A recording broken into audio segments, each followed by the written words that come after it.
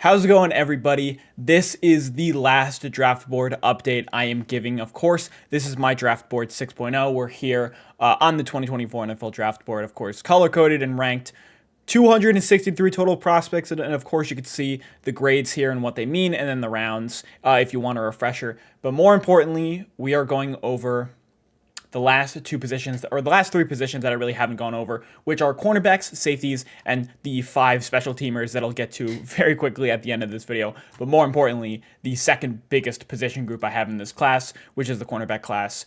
But if you guys haven't checked out any of the other videos, of course, go check those out if you want more explanations on all of the prospects. I've pretty much gone over every single player. If you guys want access to my 2024 NFL draft board, you can find it here on my Patreon link, Alex Regan NFL, and I'll also be looking to this side of the screen a ton because, here are my notes, a 64-page, full in-depth notes on these guys. But importantly, let's get into the cornerbacks.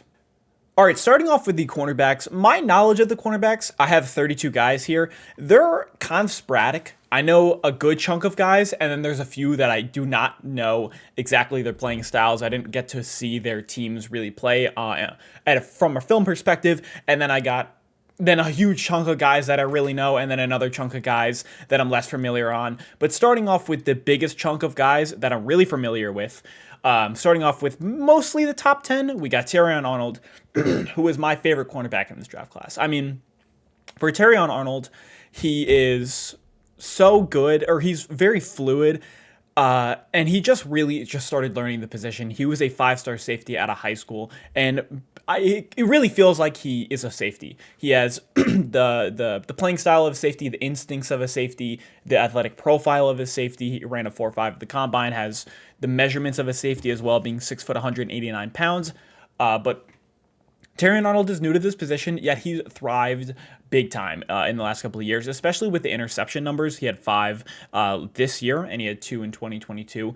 But 14 forced incompletions, 50 passer rating allowed, and an 84 coverage grade. Listen, I watched my film with Terrion Arnold. I posted a prospect breakdown on him if you're interested more in Terrion Arnold, but he is my favorite cornerback. He pops on tape. He also has such a very noticeable impact within the run game, and PFF agrees with me. He had a 90.6 run defense grade, fluid playing style, great instincts, good feel for man coverage, still learning zone, still getting comfortable in zone, but love Terrion Arnold. And then Quinyon Mitchell is my second favorite cornerback in this draft. It's mainly because his athletic profile is the best out of this entire cornerback draft class, really.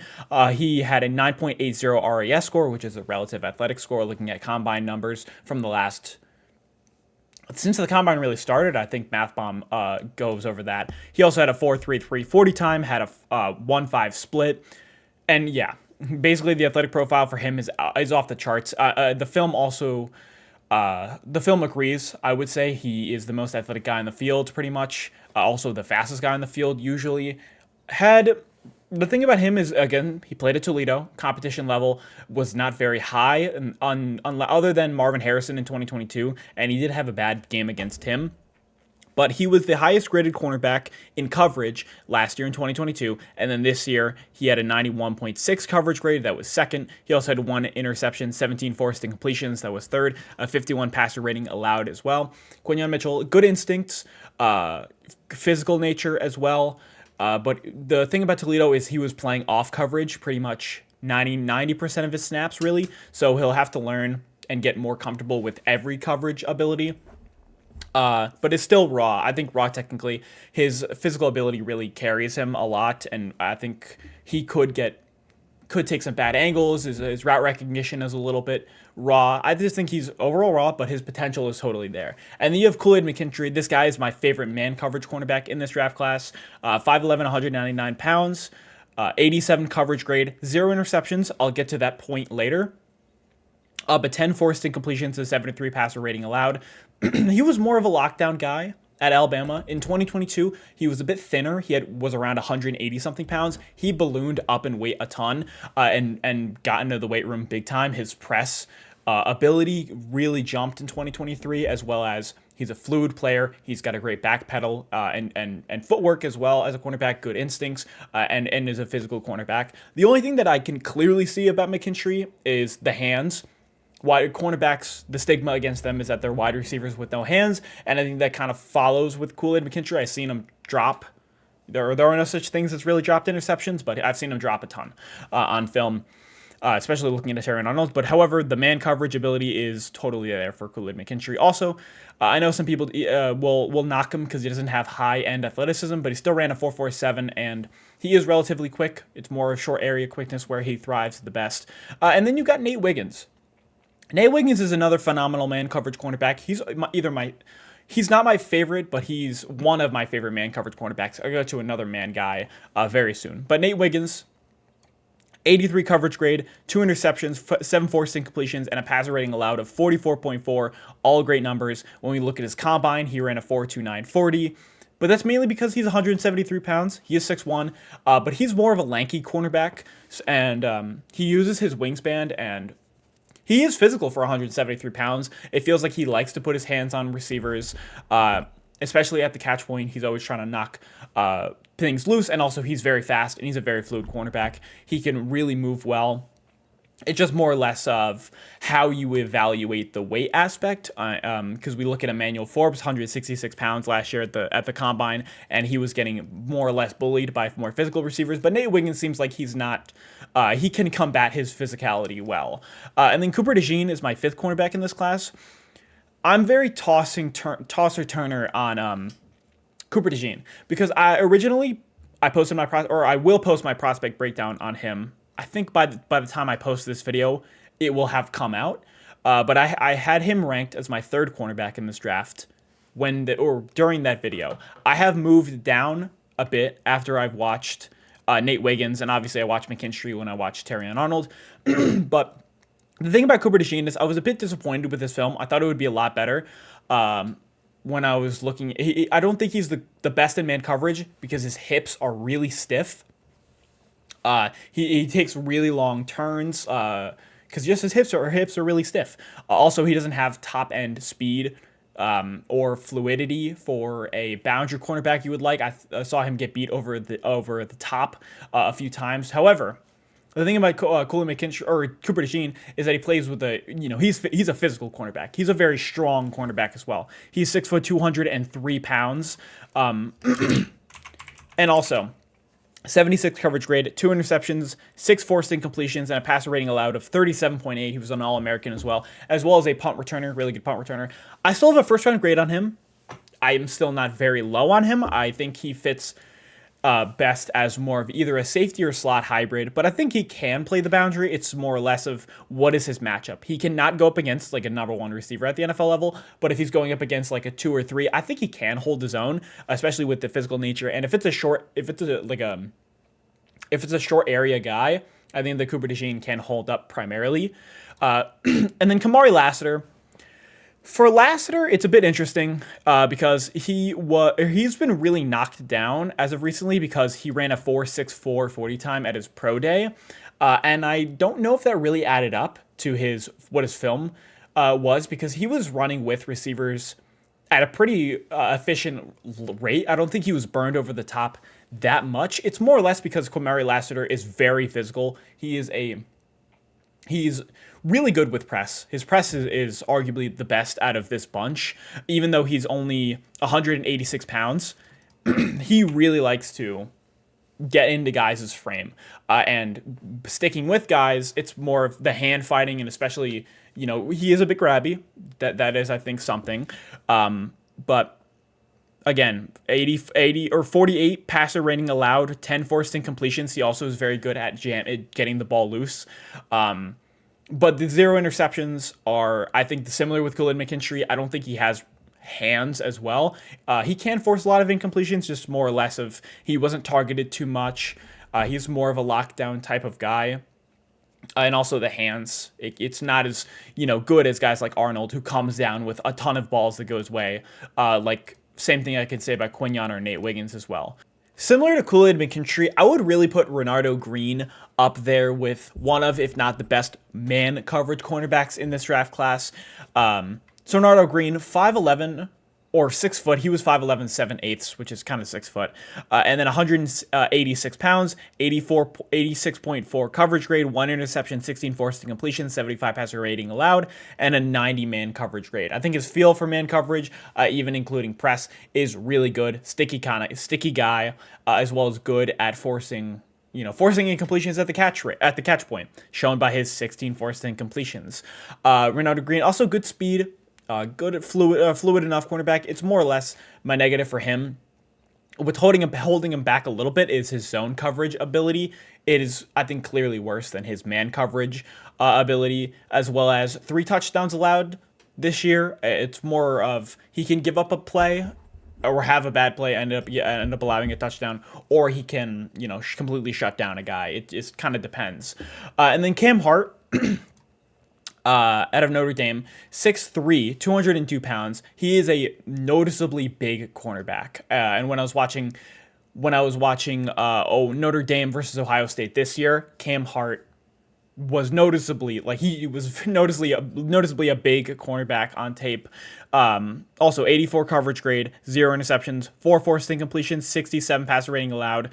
It's more or less why the interception and forced incompletion numbers were not very high, was more or less because he wasn't targeted a lot. I think he only had 27 targets the whole year, only 15 receptions allowed in 12 games.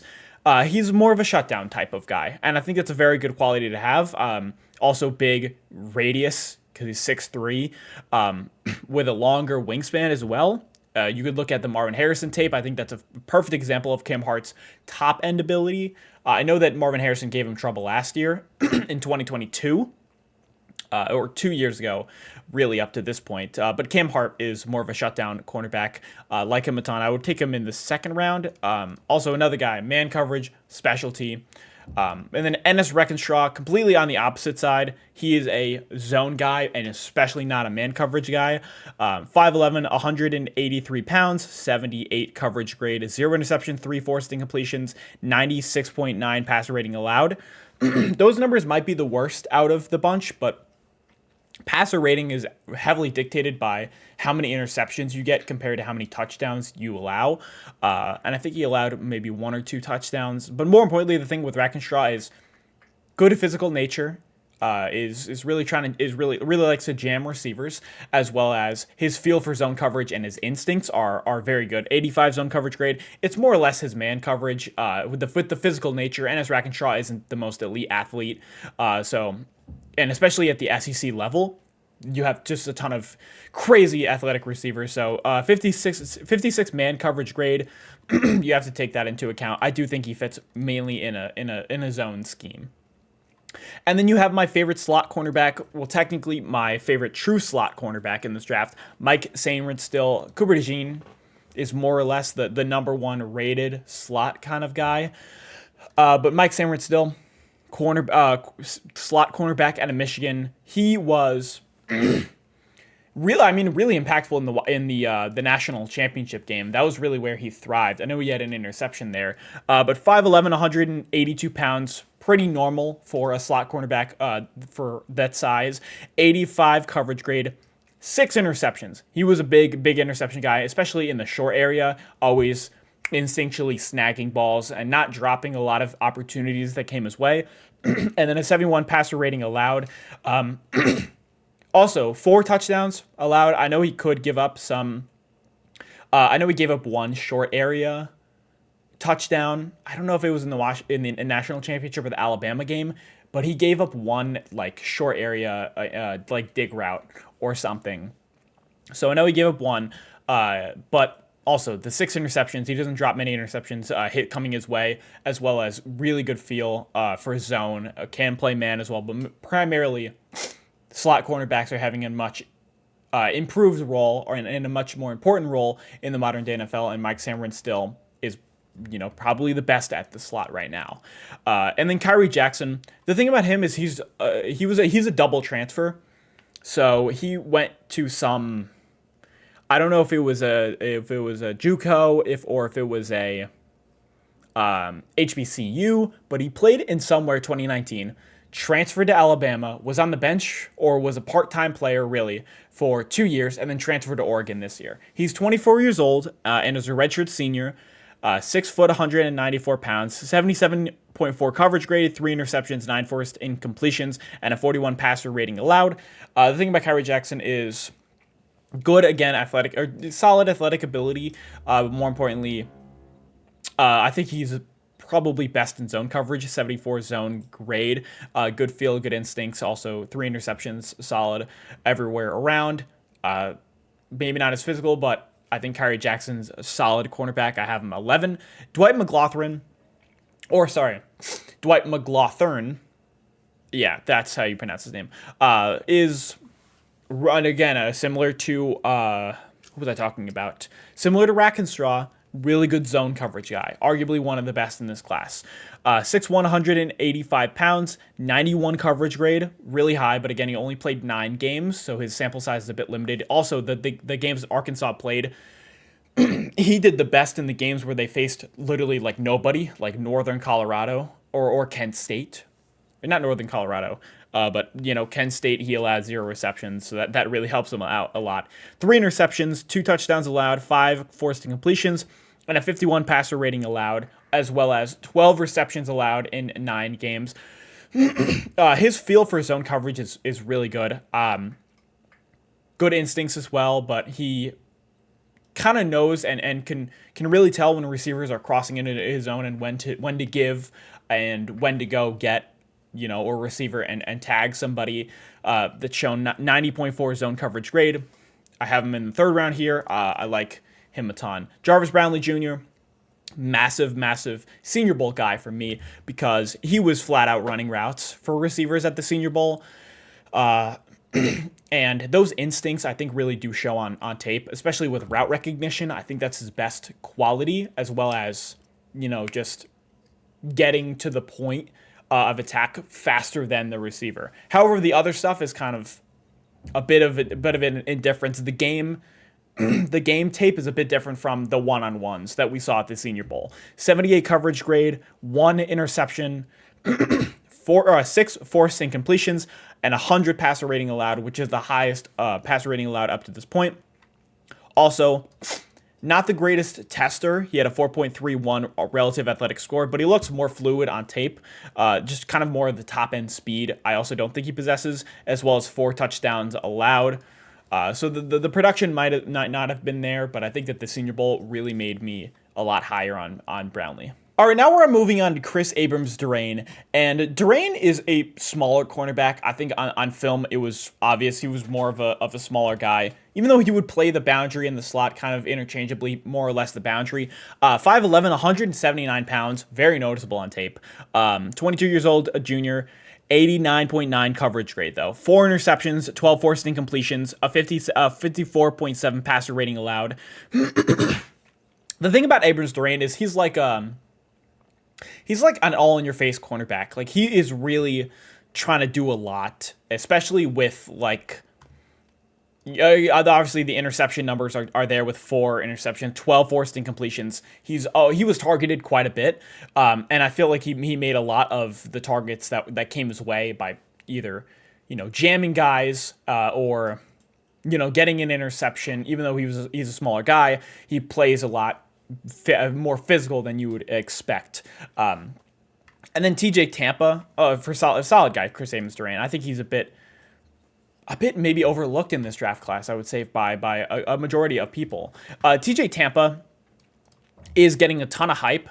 I don't have anything to say on TJ Tampa. I would more or less direct you to my friend Frozen Football on YouTube, if you go check him out. He has a lot more to say about TJ Tampa, and we discussed a bit about this with my when I was talking about cornerbacks on stream. But for TJ Tampa, I did not watch his film, but what I heard from him was everybody said he was really athletic, and you could see it on tape, and he said it was maybe overhyped in that, as well as his zone feel, but he has more knowledge on TJ Tampa than I do. Again, Frozen Football on YouTube, go check him out. But what I can say from the statistics, 78.3 coverage grade, 2 interceptions, 9 forced incompletions, 54.8 passer rating allowed, and a 75 zone coverage grade. Do with that information as you want. And now we're getting to the guys that are chunks. Like, I know a chunk about these guys, and then I don't know a chunk about a few others. So I'll hopefully give as much information as I can about these prospects. And if I know more about certain guys, I'll talk more about certain guys. But starting off with Jarrar Jones, this starts off my 4th round. Jarrar Jones is my second best slot cornerback in this draft. He is also a really, really just overall efficient and really dominant within the slot. 5'11", 190 pounds, but 87 coverage grade, 3 interceptions, 90.7 man coverage grade. Good man coverage guy. Good feel for man. Good speed. Good athleticism. Athletic guy. 25 passer rating allowed. That's a phenomenal number, especially within the slot. But he wasn't targeted, or especially with the targets he had. I don't know whether he was in the 30s or 40s. But with that with that much opportunity, a 28 or 25 passer rating allowed, to put that in relative to perspective, that's like your quarterback throwing 2 for 6 and an interception every 6 passes or 8 passes. That's a great number. As well as 3 interceptions and a 4.38 40 time at the combine and a 9.58 RAS score. Athletic guy as well. I think that's pretty obvious on tape. He can catch up to guys, can really run with a ton of receivers, especially within the slot, who are guys with good quick area or short area quickness, and Jarrar Jones keeps up with them. Max Melton, I very underrated guy within this draft. I know I do have him as my 17th best cornerback, but 5'11", 187 pounds, 71.7 coverage grade, 3 interceptions. You had 5 forced incompletions and 65 passer rating allowed, as well as this guy's another athletic guy who can catch up. Had a great straight line speed, had a 4.39 40 time at the combine, as well as a good zone coverage guy, 74 zone coverage. I thought he measured in a bit lower than I thought he would. I think he was listed at 6'1" or 6 foot, something like that. And also 187 pounds, a bit smaller than what he actually looks like on tape. I just recorded the rest of my cornerback rankings and my safety rankings, but my audio was corrupted, and I have to essentially redo the rest of these guys and the special teams. So I'll try to do my best to recreate. I'll try my best to recreate what I was talking about, really. But for Kamal Hayden, it's kind of a plus minus with everybody for him. It's either you really like him or you really don't like him. I'm more or less indifferent with Kamal Hayden. So the main thing that I look at for him is his astounding 7 passer rating allowed. That is the lowest number that I've ever seen for a cornerback. I mean, 7 passer rating allowed is that's a crazy number. To put it in perspective, if you just threw the ball into the dirt every single snap, that your passer rating would end up as a 39.6, and his is a 7, which is insane. Also 90.4 coverage grade, 3 interceptions, 90.7 coverage grade. I don't know why I was messing that up so bad. But then you have the negatives, where for Kamal Hayden, he really struggles to tackle. He blew a tackle that lost Tennessee a game, and he also has a 49 run defense grade. So you can look at those stats. And I mean, the passer rating allowed is crazy. But then you move on to DJ James. I did not watch DJ James's film, but I can point you to Frozen Football. My friend, you can look him up on YouTube. We were talking about this on stream, but for DJ James, bit of a smaller guy, 5'11", 175 pounds, 21 years old, 88.9 coverage grade, 2 interceptions, 15 forced incompletions, though, and a 87.4 passer rating allowed, as well as an 84.7 man coverage ability. He said that he was also had good athleticism. He ran a 4.4 at the combine as well. So those are the things that I know about DJ James. But then Deacon Marion Richardson, did not see his film. However, I do know his combine. Humongous combine riser. 6'2", 188 pounds, lanky cornerback, an 86.5 coverage grade, 0 interceptions, 90.3 tackling grade, and only 3 missed tackles. 90.1 passer rating allowed, and then as well at the combine, 4.34 40 time and 9.67 RAS. That was second among cornerbacks. Josh Newton at a TCU, he was a really good in 2022, especially in man coverage, one of the better man coverage cornerbacks in the entire NCAA. However, This year, he was really not good in zone coverage. 56 zone coverage grade is pretty bad. But again, 77 coverage grade, 1 interception, 10 forced incompletions, and a 64.8 passer rating allowed. Josh Wallace was a UMass transfer, and then he went to Michigan. So he is a bit older at 23, going to go on 24 soon, I think in the fall, as well as a grad student. But an 84.9 coverage grade, 0 interceptions, 87.8 run defense grade, and then a 66.2 passer rating allowed. Pretty solid guy, Josh Wallace. And then for Cho Smith-Wade, did not watch him at Washington State, but what I can say is the Senior Bowl, he caught an interception in that game, and he looked pretty fluid, as well as good hands. It looked like a wide receiver catching that interception. 76.3 coverage grade, 0 interceptions, 70 zone coverage grade, and an 84 passer rating allowed. Elijah Jones was dominant against the players he faced.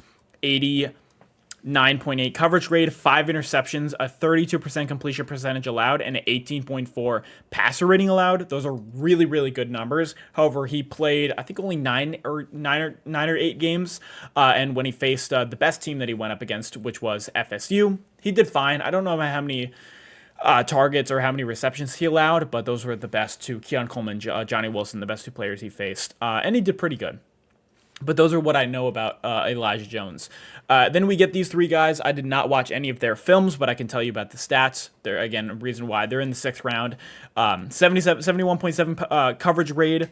You have 0 interceptions, 4 touchdowns allowed, and a 98.2 passer rating allowed. You have Andrew Phillips, 5'10", 190 pounds, 72 coverage grade, 0 touchdowns, or 0 interceptions, but 4 touchdowns allowed.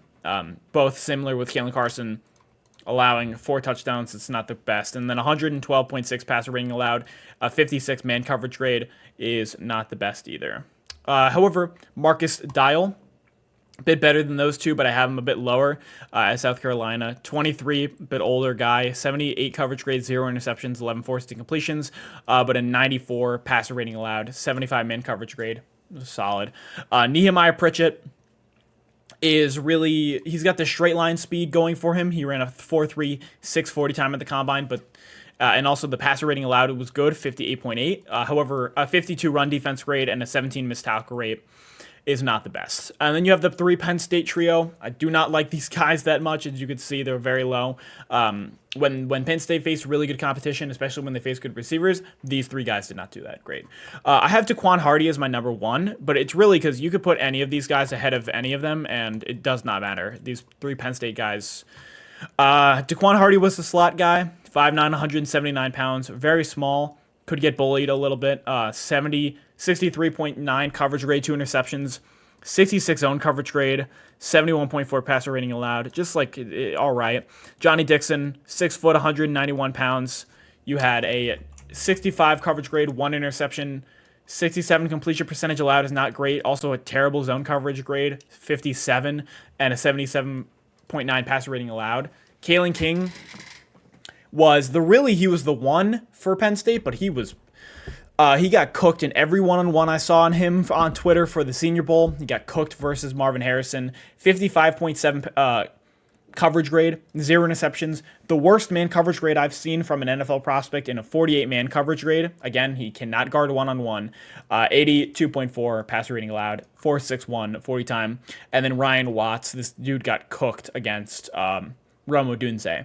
73 coverage grade, 0 interceptions, a 73% completion percentage allowed for a full-time corner is not great. 55 zone coverage grade, again, that's bad. 125 passer rating allowed. That's, again, another tough number. I'm going to give you full disclaimer. For the safety group, I have not individually studied any of these guys, so I'll really just focus on the statistics I've found for these guys. And I'll go for Tyler Nubin first. Good instincts. Good catch-up speed as well as solid athleticism, but that's people's main knock on him is that he's not an elite athlete. 6 foot, 199 pounds, 89.2 coverage grade, 5 interceptions, very productive through the air there. 4 forced incompletions, 39.6 passer rating allowed, as well as he was a first-team All-American. But he was not my favorite safety last year. Caleb Downs and Xavier Watts from Notre Dame. Those guys, I think, were the 2 best safeties in college football last year. Javon Bullard, 5'10", 198 pounds. 82 coverage grade, 2 interceptions, 7 forced incompletions, a 34.0 passer rating allowed, and 0 touchdowns allowed. Very good numbers there, as well as an 18.9% forced incompletion rate. Javon Bullard is my safety too. Very solid guy. As Cole Bishop is the best athlete in this class, 6'2", 206 pounds, and he had a 9.82 relative athletic score, as well as having a good combine. 65 coverage defensive grade is a bit lower, as well as a 60.9 coverage grade. I thought those numbers were way too low for how Cole Bishop played. He played a lot better than that. It's more of the second half of the season. Utah was kind of getting teed off, really. But again, 2 interceptions, productive through the air, good instincts, and good athleticism. Tyke Smith. For him, he was kind of a hybrid safety. We're going to see a few of those safety slot guys. He played the majority of the time at the slot, but again, he's declaring as a safety. 5'10", 202 pounds, 84 defensive grade, 4 interceptions, 2 forced incompletions, 50 passer rating allowed, and an 85.8 coverage grade. Overall, can play the slot, can play safety as well. Kalen Bullock, man, he was I would say the best. I know that Bear Alexander was the big transfer coming in. He didn't do jack, man. He was so overrated last year. And then really Kalen Bullock was the best defensive player, I would say, from that unit. And he was trying to do all he could because the cornerbacks were getting destroyed. So he had so much responsibility. That's why he allowed 5 touchdowns, really, and a 97 passer rating allowed. However, 71 defensive grade, 2 interceptions. 7 forced incompletions. The only negative that I have for him really is the run defense. 49 run defensive grade. It takes some really weird routes. Cameron Kinchins. He's another interesting prospect because he is really good at getting interceptions and finding ways to get interceptions. Had 6 in 2022, had 5 in 2023. So that's 11 in the last 2 years. Ball productivity is through the roof with him, but as an actual safety, he's not the best. 67 defensive grade, 118 passer rating allowed, as well as 4 touchdowns allowed. Those are both 2 terrible numbers, and as well as a 1.83 RES score. I would go lower on him if I could, but again, I'm not going to ignore the interception numbers. Interceptions are huge for safeties. That's a big part of their responsibility, as well as the rest of the safety class is not important enough, really, to knock Kinchins that much lower, really. Kitten Oladapo, did not watch him at Oregon State, however, slot safety hybrid. Bigger guy at 6'2", 216 pounds, 88.3 defensive grade, 2 interceptions, 61 passer rating allowed, and a 91.3 run defense grade. I'm going to be going a bit faster for the rest of these guys and just giving as much as I know. A lot of these guys I did not watch individually, so that we'll just go off of that. Jaden Hicks, 6'2", 211 pounds, redshirt sophomore. He's a younger guy. 76.6 defensive grade, 2 interceptions, 73.3 passer rating allowed, and a 65 run defense grade. So better in coverage than run defense, of course. Darrington Taylor Demerson, 5'10", 197 pounds, 78.5 defensive grade, 4 interceptions, 7 forced incompletions, and a 65 passer rating allowed. Solid guy there. Jalen Simpson is a very smaller safety, 5'11", 197 pounds. I think he probably fits best into the slot.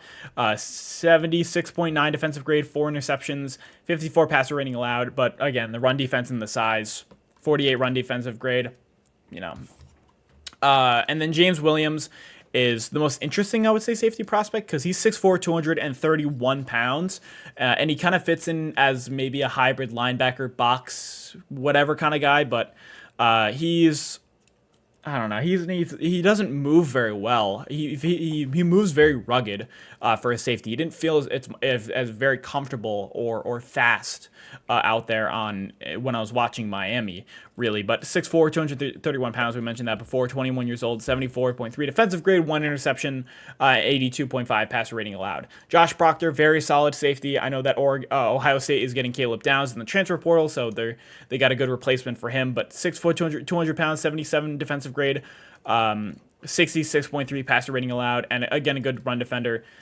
83.9 run defense grade. Sione Vaki's biggest value comes as a hybrid player because he had 5 offensive touchdowns and 520 total yards on offense. But as a true safety, he's not the best. 66 defensive grade, 1 interception, 1 forced incompletion, 88 passer rating allowed, and a 57 run defense grade. He more comes on the basis of his athleticism and his versatility to be playing offense. Butte Braid and Butte Braid is just kind of whatever as well. 67 defensive grade, 18 missed tackle rate, 3 touchdowns allowed, 91 passer rating allowed. Just kind of whatever, really. Malik Mustafa, sorry, Malik Mustafa, 5'10", 209 pounds, 79.6 defensive grade, 79 passer rating allowed, but 87.5 run defense grade. But again, I did not watch Wake Forest. Jajon Anthony, 6 foot, 195 pounds, 71 defensive grade, 3 interceptions, 62 passer rating allowed. Again, solid guy there. Kenny Logan Jr., 79 defensive grade, 6 foot, 205 pounds, 84 coverage grade, 85 passer rating allowed. Trey Taylor, we'll go on to him too, 6 foot, 210 pounds, did not go to the combine, but 83.9 defensive grade, 3 interceptions, and a 50 passer rating allowed, as well as an 89 coverage grade. But again, you got to look at who did Air Force even play.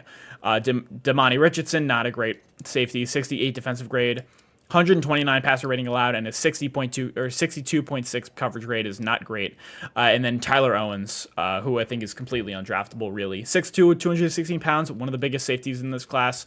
However, 56 defensive grade, 101 passer rating allowed, 56 coverage grade, 56 run defense grade. Those numbers are not the greatest. But then let's finish this video off with the special teams guys. We got Will Reichard, who has the most total points in NCAA history with 547. It has 22 for 25 for field goals. It's 88%. 55 out of 55 extra points made this year, and only missed 2 out of his 297 total extra points. 10 for 13 on 50 yards plus, as well as his longest kick was 52 yards. So it's more or less he's a consistent guy instead of a cannon leg kind of guy. And then Torrey Taylor, he was an All-American punter, 6'4", 223 pounds, big guy, but 81 punt grade, 35 in punts inside the 20, and a 48.3 punt yard per attempt. Solid guy, I would say, for Taylor. Again, All-American punter. Harrison Melvis is an Australian who came to America, 241 pounds, big guy.